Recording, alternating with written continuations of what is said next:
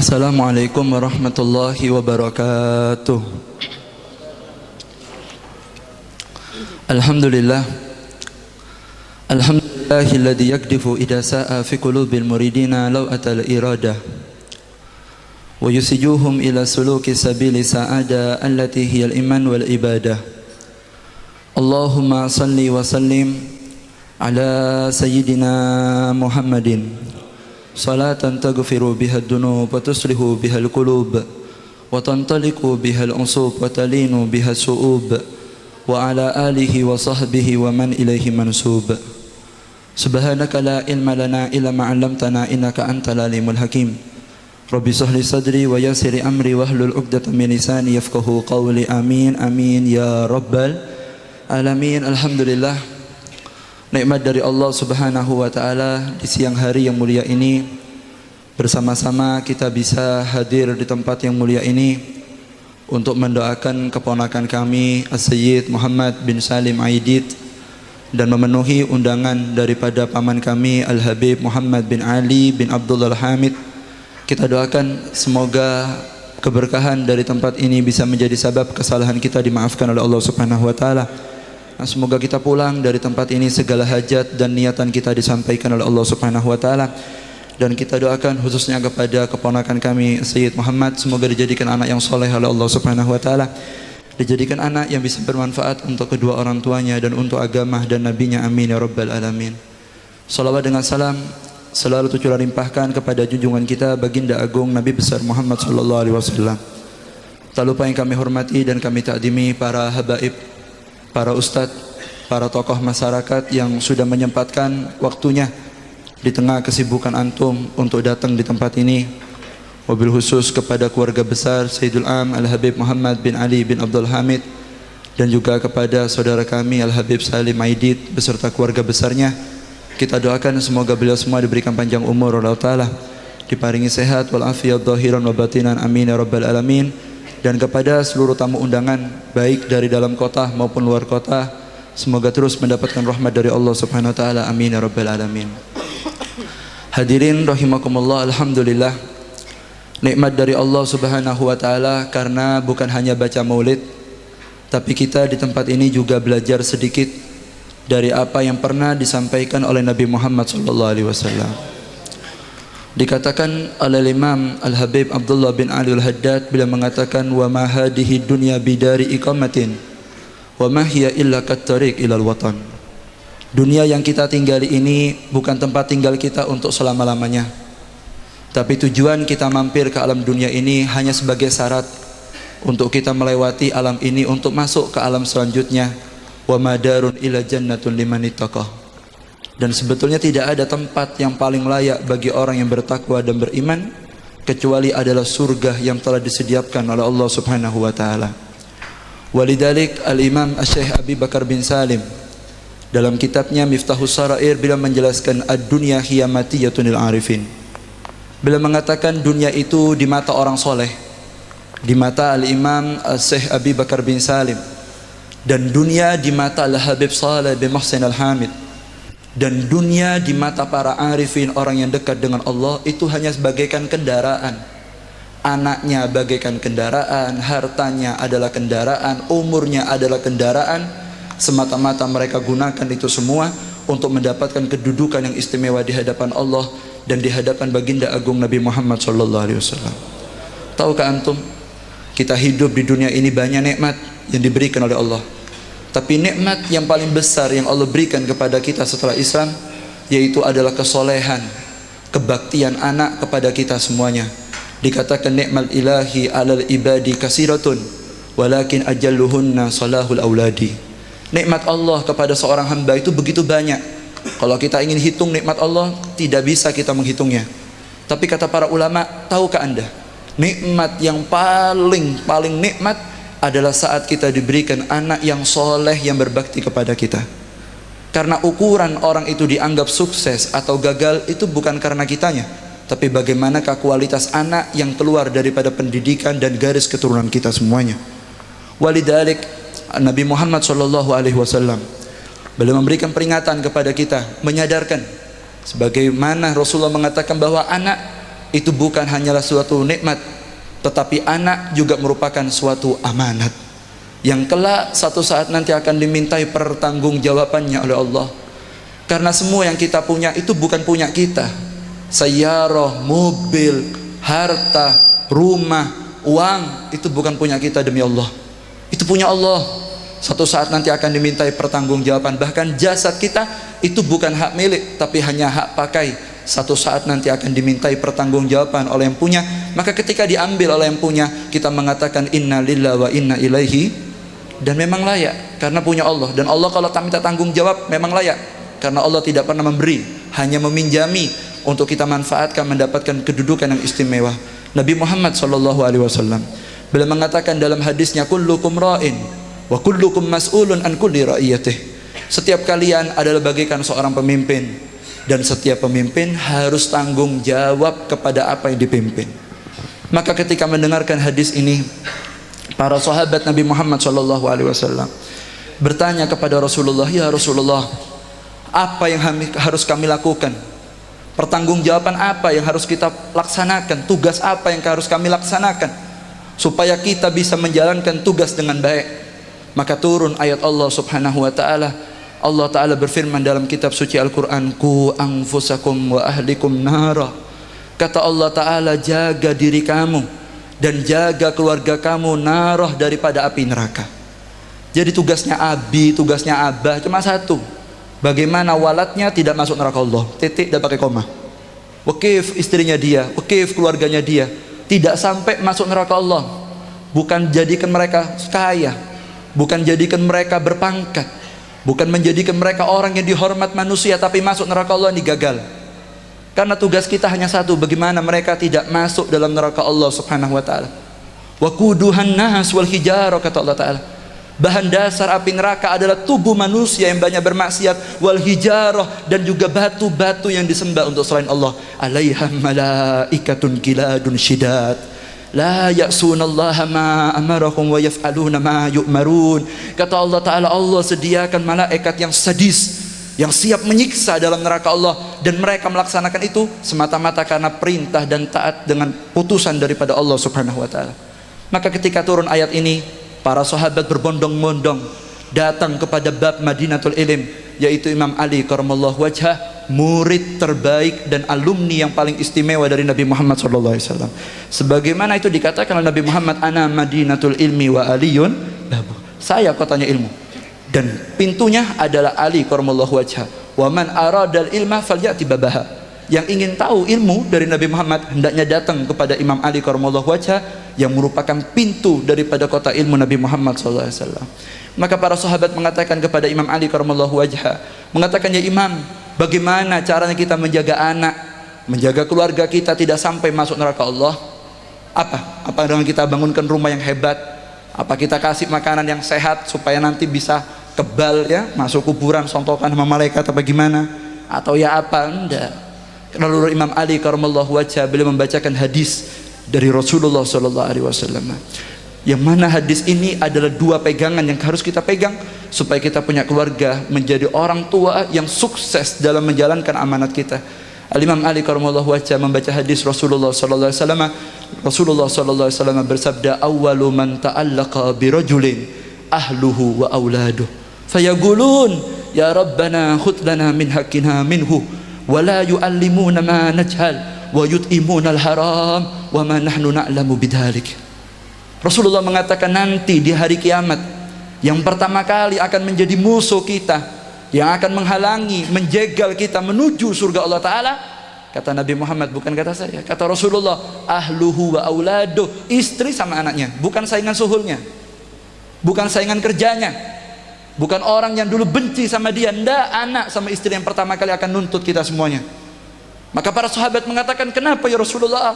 Istri yang kita cintai, anak yang kita manja-manjakan mungkin nanti akan menuntut kita pertama kali. Apa kata Nabi Muhammad? Mereka akan menuntut dua hal. Yang pertama, mereka akan menuntut wala yu'allimuna ma najhal. Mereka akan mengatakan, ya Allah, ini orang zalim, jangan biarkan masuk surga, kami terdolimi. Apa yang mereka tuntut? Yang pertama, kami keluarganya tidak pernah diberikan pendidikan agama oleh orang tua saya. Abahnya tidak pernah nyuntuhkan sholat jamaah depan anaknya. Abahnya tidak pernah baca Quran depan anaknya. Abahnya nonton TV terus. Abahnya rokokan terus. Abahnya tidak ibadah. Anaknya tidak digandeng ke majelis ilmu, tidak dikenalkan dengan para ulama, sehingga hatinya mati. Alaisal marid idamuni at-ta'am was-sarab wad-dawa salasatal ayam yamut. Gala na'am kadzalikal qalbu idamuni al-ilm wal ikma salasatal ayam yamutu. Badan kalau sakit tidak dikasih makan, tidak dikasih minum, tidak dikasih obat 3 hari mati. Begitu pula hati kita, ikhwan. Saat 3 hari saja kita tidak dengar ilmu, kita tidak lihat mukanya orang soleh, kita tidak baca Quran, kita tidak mendengarkan hikmah dari orang-orang yang ahli hikmah, ya mutu, hatinya akan mati. Kalau sudah mati, hidupnya, keluarganya akan ngawur. Karena hati yang mati itulah hati yang paling jauh daripada Allah Subhanahu wa taala. Walidzalik Nabi Muhammad sallallahu alaihi wasallam beliau mengatakan, jalisul ulama wa zahimuhum birukabikum fa innallaha yuhyil quluba al-maitata binuril hikmah kama yuhyil arda biwabidis sama. Dudukkan anak Anda dengan alim ulama, kata Nabi Muhammad. Apa yang didapat? Apa kalau datang majelis anaknya kita orang duduk sama ulama soke? Apa suhulannya tambah maju? Nah, akan dikasih fok yang lebih hebat dari itu. Apa hadiah yang Allah kasih?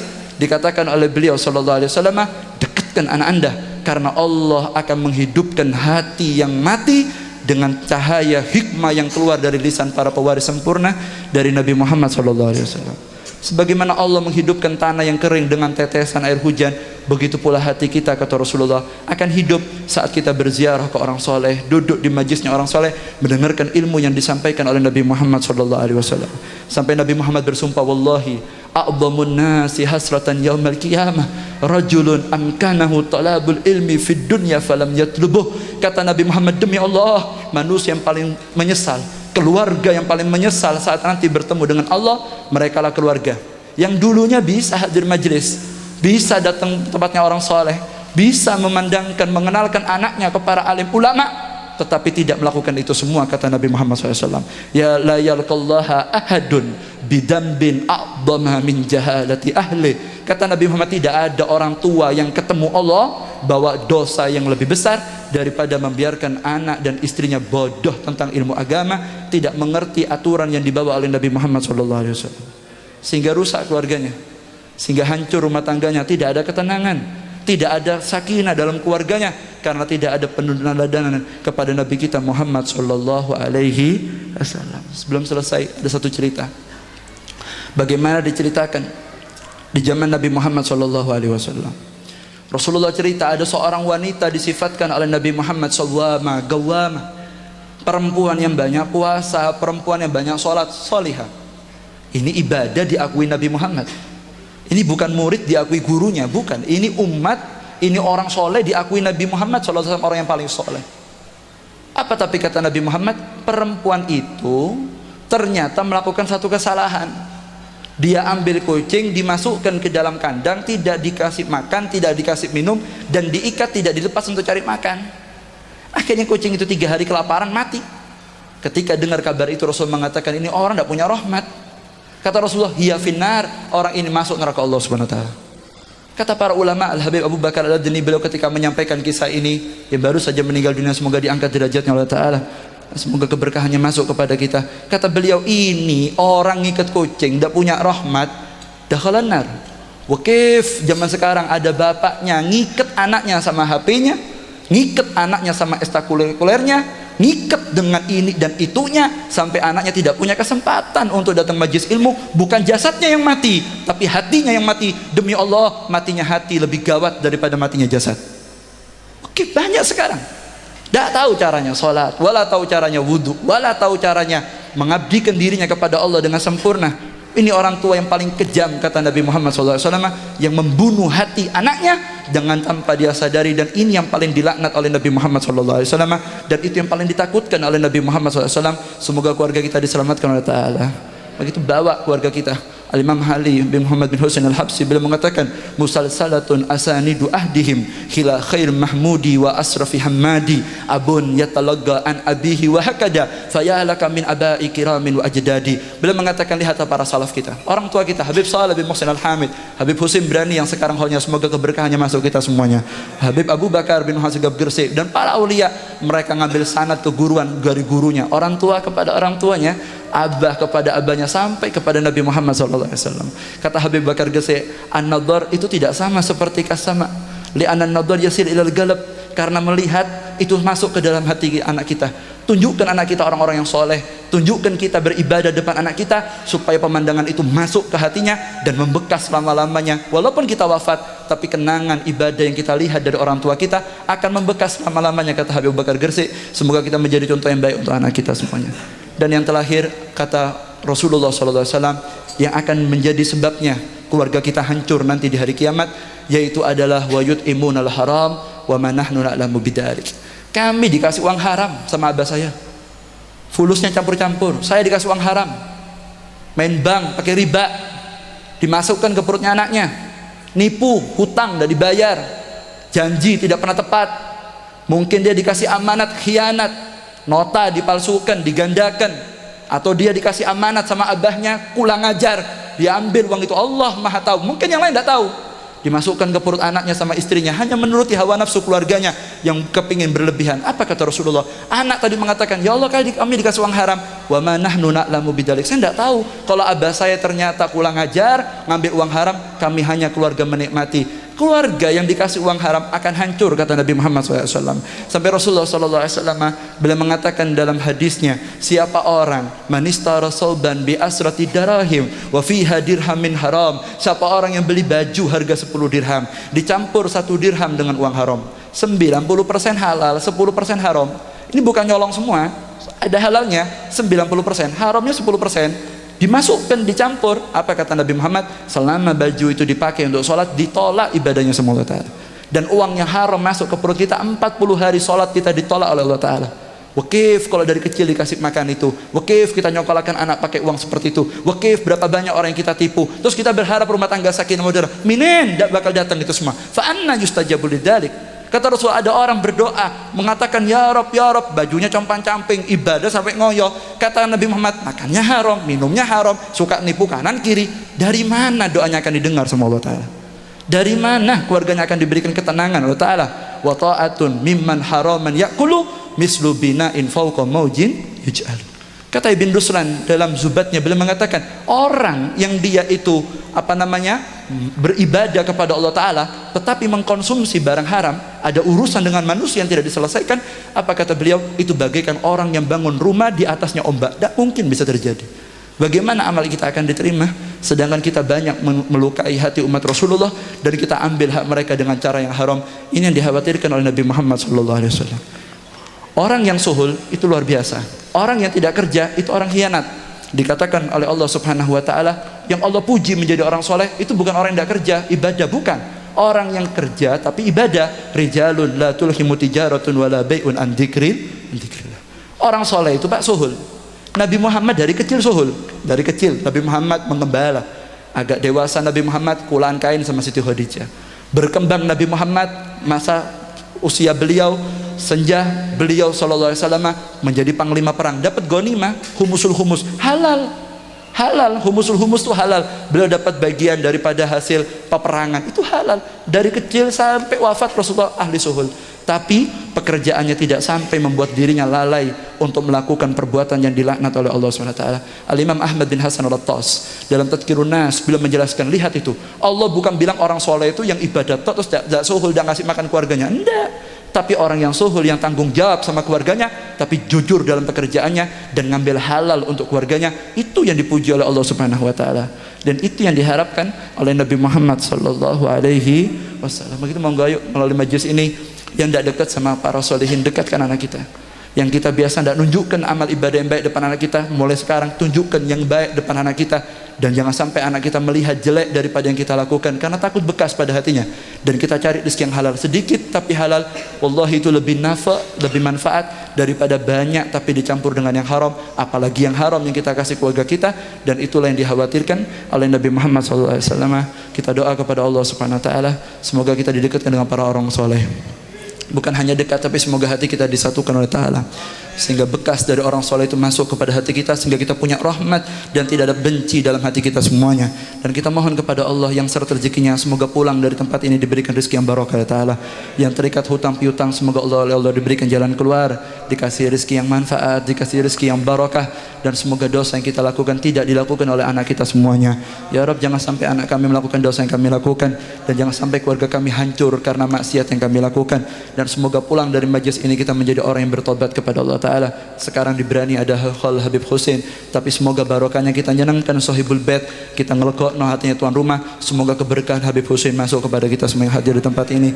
Kita tertulis orang yang hadir khal semuanya, dan semoga pulang dari tempat ini insya Allah semua yang hadir akan meninggal dalam keadaan husnul khatimah bi khair wal afiyah. Dan semoga Allah rubah akhlak anak kita menjadi anak yang soleh dan solihah, khususnya daripada keponakan kami ya Sayyid Muhammad bin Salim Aidin. Semoga dijadikan anak yang soleh Allah Ta'ala, dijadikan anak yang hafal Al-Quran Allah Ta'ala, dijadikan anak yang berbakti kepada orang tuanya, kepada Nabi dan agamanya, dan bisa dibanggakan oleh Nabi Muhammad SAW. Amin ya Rabbal Alamin. Walaupun yang salihah. Al-Fatihah. Syaitanirrajim. Bismillahirrahmanirrahim. Iyyaka na'budu wa iyyaka nasta'in. Ihdinas siratal mustaqim. Siratal ladzina an'amta 'alaihim ghairil maghdubi 'alaihim waladdallin. Amin. Mohon maaf mungkin ada penyampaian yang kurang enak di hati antum, kurang lebihnya saya mohon maaf. Hadza minni wa lakum minkum. Wassalamualaikum warahmatullahi wabarakatuh.